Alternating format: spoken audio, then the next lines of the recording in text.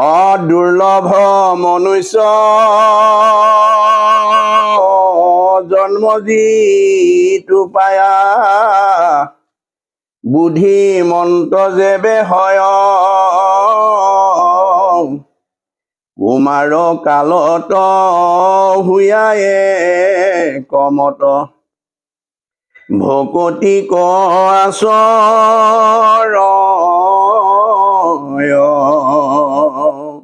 হে দৈত্য শিশুসকল, আমাৰ মানৱ জন্ম অত্যন্ত দুৰ্লভ।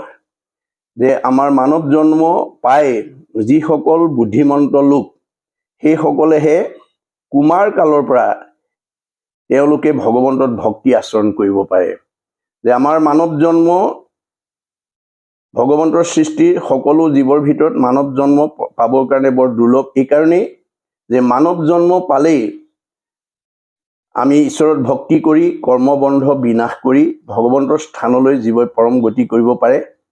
সেইকাৰণে মানৱ জন্ম পাবলৈ যাওঁতে আমি 84 যোনি অৰ্থাৎ 84 পথ অতিক্ৰম কৰি আহিব লগা হয়। 20 লক্ষ বাৰ বিভিন্ন প্ৰজাতিৰ গছ গছনি হ'বলগীয়া হয়।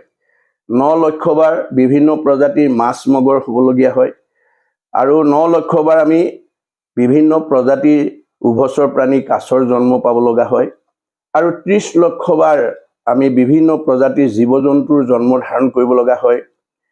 আৰু 10 লক্ষ বাৰ বিভিন্ন প্ৰজাতিৰ চৰাই চিৰিকটি জন্ম পাব লগা হয়। 4 লক্ষ বাৰ বান্দৰৰ জন্ম পাব লগা হয়। আৰু 2 লক্ষ বাৰ হিতাহিত জ্ঞান শূন্য অৰ্ধমানৱ চিম্পাঞ্জীৰ জন্ম অতিক্ৰম কৰাৰ পিছতে সৌভাগ্যক্ৰমে মনুষ্য জন্ম পায়।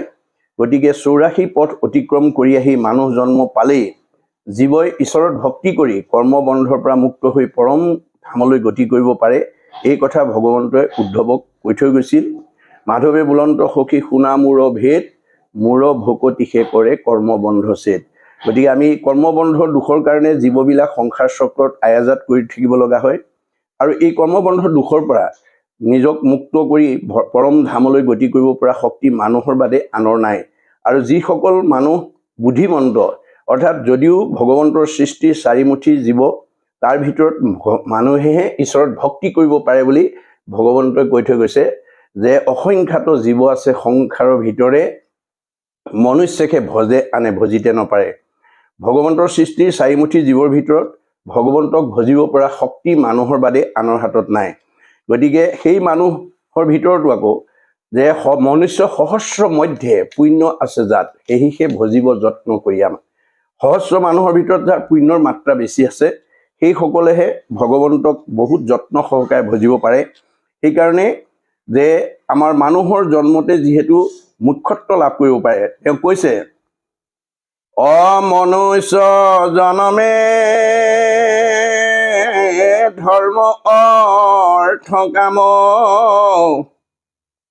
মুখ্যকো পাৱে দিবাক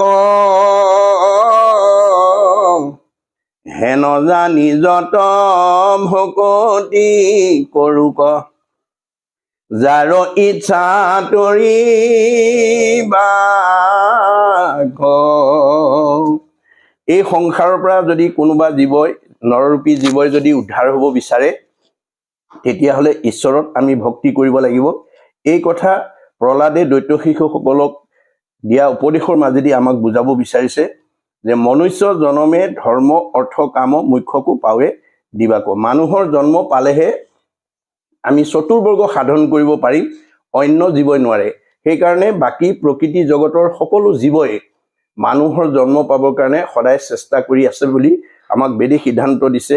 যে গছবিলাকে পৰৰ উপকাৰ কৰি পৰক ফল প্ৰদান কৰি নিজেই উত্তৰণ হ'বৰ কাৰণে চেষ্টা কৰি আছে, পুণ্য অৰ্জন কৰিছে। পৰোপকাৰায় পুণ্যম, যে পৰৰ উপকাৰ সাধন কৰিলে জীৱৰ সদায় পুণ্য অৰ্জন হয়।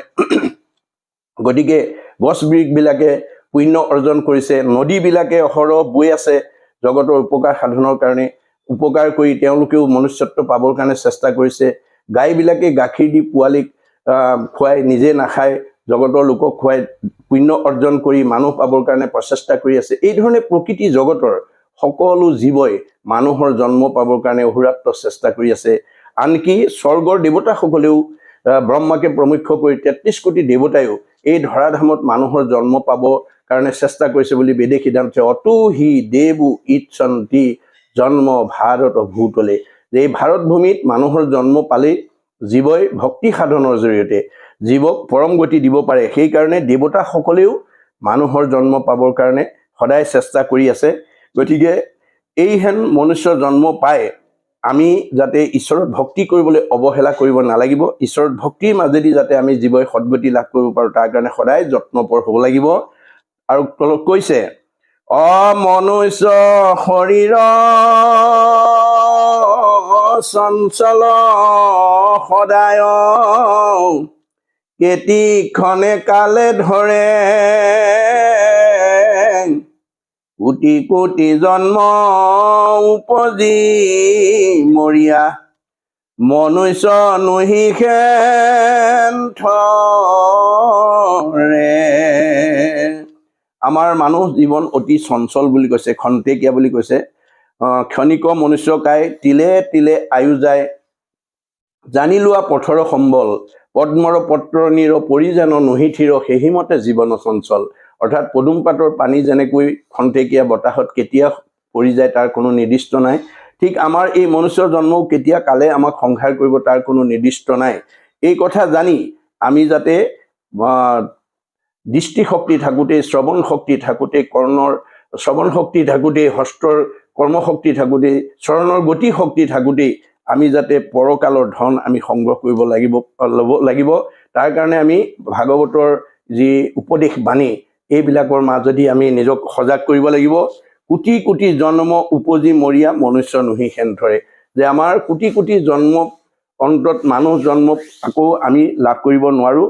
সেইকাৰণে কৈছে কলি যুগে ভাৰতবৰ্ষত নৰতনো কোটি কোটি জনমেও নপাইবা কোনো। এই ধৰাধামত মানুহৰ জন্ম পাবৰ কাৰণে বহুত দুৰ্লভ। গতিকে আমি মানুহ জন্ম পাই এই কথা উপলব্ধি কৰি আমি যাতে ঈশ্বৰত ভক্তি সাধনৰ জৰিয়তে আমি জীয়াই থকা কেইদিন শান্তি আৰু মৰিলে যাতে সদ্গতি লাভ কৰিব পাৰে তাৰ প্ৰতি আমি গুৰুত্ব দিব লাগিব। এমত দুৰ্লভ জন্ম পাই আজিতো ভকতি ক আচৰুক কাম্য কৰ্ম যত মিছাহে নজানি তাক বাঞ্ছা নকৰো। হে দৈত্য শিশুসকল, এইহেন দুৰ্লভ মনুষ্য জন্ম পাই আমি ভকতিক আচৰণ কৰিব লাগিব, ভকতিৰ আশ্ৰয় ল'ব লাগিব। এই ভকতিৰ 9টা পথ আমাক মহাপুৰুষে দেখুৱাইছে। শ্ৰৱণ, কীৰ্তন, অৰ্চন, বন্দন, দাস্য, সখিত্ব, পদসেৱন, আত্মনিবেদন, স্মৰণ। এই 9টা প্ৰকাৰে আমি ঈশ্বৰত ভক্তি সাধন কৰি আমি জীয়াই থাকোঁতে শান্তি আৰু মৰিলে সদ্গতি লাভ কৰিব পাৰোঁ। আনবিলাক বস্তুৱে আমাক এই প্ৰকৃত শান্তি প্ৰদান কৰিব নোৱাৰে বুলি মহাপুৰুষ মাধৱদেৱে লিখিছে। আন যত সবে মিছা ভক্তিৰ অভাৱে।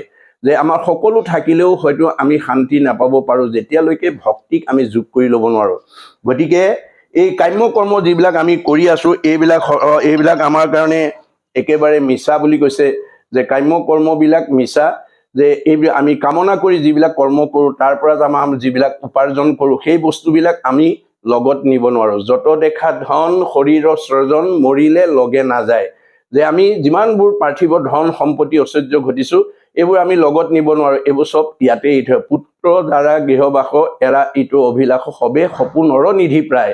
এইবিলাক চব সপোনৰ মানে ঐশ্বৰ্যৰ দৰে, যে আমি টোপনিত অনেক সপোন দেখোঁ, অনেক ধন ধান অৰ্জন কৰোঁ, কিন্তু সাৰ পালে সেইবিলাক নাইকিয়া হৈ যায়। ঠিক তেনেকৈ বাস্তৱ জগতখনত আমি যিবোৰ দেখি আছোঁ চকুৰে কাণেৰে যিবোৰ শুনি আছোঁ চব মিছা, আজি আছে কালিলৈ নাই। মাধৱ পুৰুষে কৈছে হৰিষি কেৱলে সঁচা মাত্ৰ ৰাম ৰাম ৰাম ৰাম ৰাম তান্ত বিনে মিছা যত দেখি শুনি। মানে আমি চকুৰে যিমান দেখিছোঁ কাণেৰে যিমান শুনিছোঁ সকলো মিছা, আজি আছে কালিলৈ নাই। দেখা জগতখনেই মিছা, জগত মিথ্যা, জগতখনেই মিছা, ব্ৰহ্ম সত্য, ব্ৰহ্মহে সঁচা। গতিকে আজি আমি এই কথা উপলব্ধি নকৰাৰ কাৰণে মিছাৰ পিছতে আমি দৌৰি আছোঁ বুলি মাধৱদেৱে কৈছে। যিটো মিছা তাক আশা কৰি ৰাম ৰাম ৰাম ৰাম ৰাম দুৰাচাৰ মন মৰস কেন অজ্ঞানে। যে সেই মনটোক আমি যেতিয়ালৈকে সদাচাৰ কৰিব নোৱাৰিম তেতিয়ালৈকে দুৰাচাৰ মনৰ কবলত পৰি মিছাৰ পিছত যেতিয়ালৈকে আমি গৈ থাকিম তেতিয়ালৈকে ভৱ সংসাৰৰ ভয় তাপৰ পৰা আমি মুক্ত হ'ব নোৱাৰোঁ। সেইকাৰণে নিমিৰ ৰজাক উদ্দেশ্য কৰি নৱসিদ্ধই কৈছিল, শুনা ৰাজা যিটো মহা মোহে অন্ধ প্ৰায়, পুত্ৰ দ্বাৰা দেহতে সে আকুল সদায়, কদাচিতো তাসম্বাৰ নুগুচয় ভয়, কৃষ্ণ পদাম বুজে যেবে সেৱা নকৰে। ভগৱন্তৰ চৰণত যেতিয়ালৈকে আমি সেৱা ভক্তি নকৰিম তেতিয়ালৈকে আমি মৃত্যুৰ ভয়ৰ পৰা দুখ কষ্টৰ পৰা আমি নিজক মুক্ত কৰিব নোৱাৰিম। কৃষ্ণ পদ সেৱাতে সে গুচে ভৱ দুখ, আকে সে বুলিয় ৰাজা আত্যন্তিক সুখ। যে আমি কৃষ্ণৰ চৰণ পদ্মত যেতিয়া সেৱা নিবেদন কৰিম, ভক্তি সাধন কৰিম, তেতিয়াহে আমি আত্যন্তিক সুখৰ অধিকাৰী, সুখৰো সুখ, পৰম সুখ, শান্তিৰো শান্তি, পৰম শান্তিলৈ আমি নিজক আগুৱাই নিব পাৰিম। সেইকাৰণে আমি মিছা কামনা বাসনাত ব্ৰতী হৈ যাতে আমি আমাৰ জীৱন এই দুৰ্লভ মনুষ্য জন্মত যাতে বিফলে যাবলৈ দিব লগা নহয়, তাৰ কাৰণে প্ৰহ্লাদে দৈত্য শিশুসকলক উদ্দেশ্যি এই মন্তব্য দিছে বা এই উপদেশ বাণীখিনি দিছে। বিষ্ণুৰ চৰণ স্মৰণত পৰে, পুৰুষৰ লাভ নাই, এ যিমান শকতি হৰি মৰুক, মনুষ্য জন্মে সদায়। বিষ্ণুৰ চৰণ স্মৰণত পৰে, পুৰুষৰ লাভ নাই। ইয়াত পুৰুষ শব্দটোৱে জীৱক বুজাইছে, মানে জীৱৰ কোনো মতা মাইকী নাই, দেহৰহে মতা মাইকী আছে। মতা মানুহেই হওক বা মাইকী মানুহেই হওক, আমি ভগৱন্তৰ চৰণত যাতে আমি ভক্তি সাধন কৰিব পাৰোঁ, তেতিয়া সেই জীৱই গতি লাভ কৰিব পাৰিব। যিমান শকতি হৰি সুমৰুক, মনুষ্যৰ জন্মে সদায়।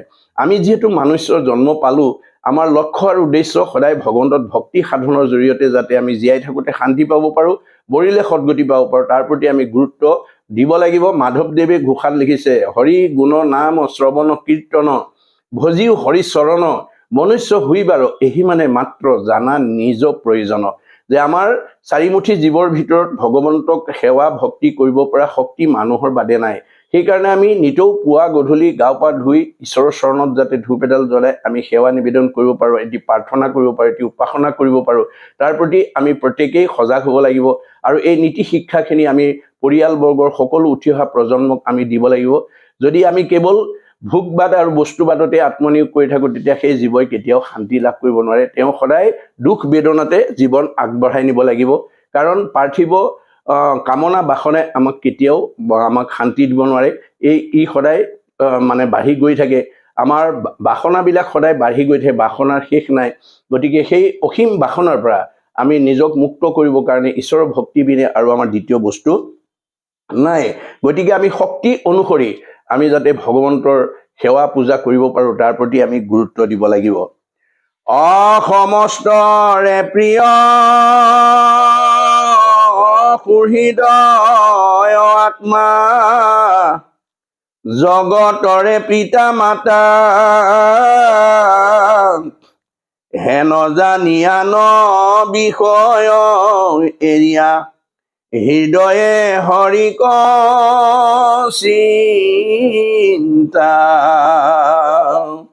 এতিয়া সকলোৰে প্ৰিয় সুহৃদ আত্মা, জগতৰে পিতা মাতা, আমাৰ সকলোৰে হৃদয়তে আমাৰ পৰম সুহৃদ বান্ধৱ আমাৰ হৃদয়তে নিবাস কৰি আছে বুলি শাস্ত্ৰই সিদ্ধান্ত দিছে। সমস্ত ভূতৰে মই আছো হৃদয়ত। আমাৰ সকলোৰে হৃদয়তে ভগৱন্ত আত্মাৰূপে বিৰাজমান কৰি আছে। গতিকে সেই আত্মা আমাৰ সকলোৰে প্ৰিয়, সমস্তৰে প্ৰিয় সুহৃদ আত্মা, জগতৰে পিতা মাতা। সেইজনে ভগৱন্তৰ অংশৰূপে আমাৰ দেহত আমাৰ নিবাস কৰি আছে আৰু পৰমাত্মা ৰূপে তাক পৰিচালনা কৰি আছে। হেন জানি আন বিষয় এৰিয়া, হৃদয়ে হৰিক চিন্তা। আমাৰ হৃদয়তে থকা পৰম ভগৱন্তক যাতে আমি সদায় চিন্তা কৰিব পাৰোঁ আৰু বিষয় চিন্তাৰ পৰা যাতে আমি নিজক মুক্ত কৰি আনিব পাৰোঁ। এইবোৰ কামনা বাসনা লোভ এই আশা আকাংক্ষাবিলাককে বিশেষকৈ বিষয় বুলি কোৱা হৈছে। কাম ক্ৰোধ লোভ মোহ উত্তম বিষয়, ইহাক চেদিলে হৈব দৃঢ় পৰিচয়। কামনা বাসনাৰ পৰা আমি যেতিয়ালৈকে নিজক আঁতৰাই আনিব নোৱাৰিম, তেতিয়ালৈকে আমি ঈশ্বৰৰ লগত পৰিচয় হ'ব নোৱাৰিম, ঈশ্বৰত ভক্তি কৰিব নোৱাৰিম। কাম ক্ৰোধ লোভ মোহে মোহিত সকল, নাপাইবে উদ্ধাৰ সখী সত্যে যাইবে তল। গতিকে কামনা বাসনাতে যি আসক্ত হৈ থাকে সি কেতিয়াও ঊৰ্ধ্বগতি হ'ব নোৱাৰে, সি সদায় তললৈ যাব লাগিব, সদায় তাক বেদনাই স্পৰ্শ কৰি থাকিব লাগিব। কাৰণ আমাৰ পাৰ্থিৱ মানে ঐশ্বৰ্য সম্পত্তি আমাক কেতিয়াও সুখ দিব নোৱাৰে যেতিয়ালৈকে মনটো আমি ঈশ্বৰমুখী কৰিব নোৱাৰোঁ। সেইকাৰণে কৈছে যত দিব্য ঘৰ বাৰী বস্ত্ৰ অলংকাৰ সবেও নুপুৰে মন একলোভিয়াৰ।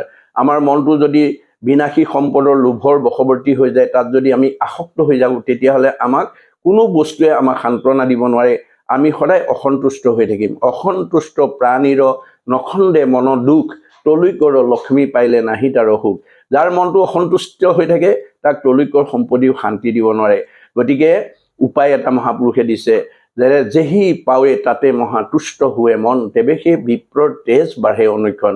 আমাক ভগৱন্তই যি দিছে, যি প্ৰতিভা দিছে, আমি কৰ্ম কৰি যি ফল পাইছোঁ, সেই ফলতে আমি ভক্তিৰ দ্বাৰা আত্মসন্তুষ্টি হৈ সুখে দুখে মুখে জনো চাৰে ৰাম নাম। সুখ দুখ সকলো সময়তে আমি যাতে ভগৱন্তৰ নাম ল'ব পাৰোঁ, তেতিয়া আমাক ভগৱন্তই ৰক্ষণাবেক্ষণ দিব। যে আমি সকলো ভোগ কৰিবলৈ পায়ো, সকলো ঐশ্বৰ্য সম্পত্তিৰ মাজত থাকিও যিজনে ভগৱন্তক সদায় ভক্তি সাধন কৰে, ভগৱন্তৰ নাম লয়, ভগৱন্তৰ কৰ্ম কৰে, ভগৱন্তৰ স্থানলৈ যায়, এইজনক কি কৰে ভগৱন্তই সদায় ৰক্ষণাবেক্ষণ দিয়ে বুলি আমাক ভাগৱতত গুৰুজনাই দেখুৱাইছে। সম্পদ কালত যিজনে ভজয় ঈশ্বৰক অনিষ্ট কৰি, তাৰ অমংগল সকল গুচয় তাক ৰক্ষা কৰে হৰি।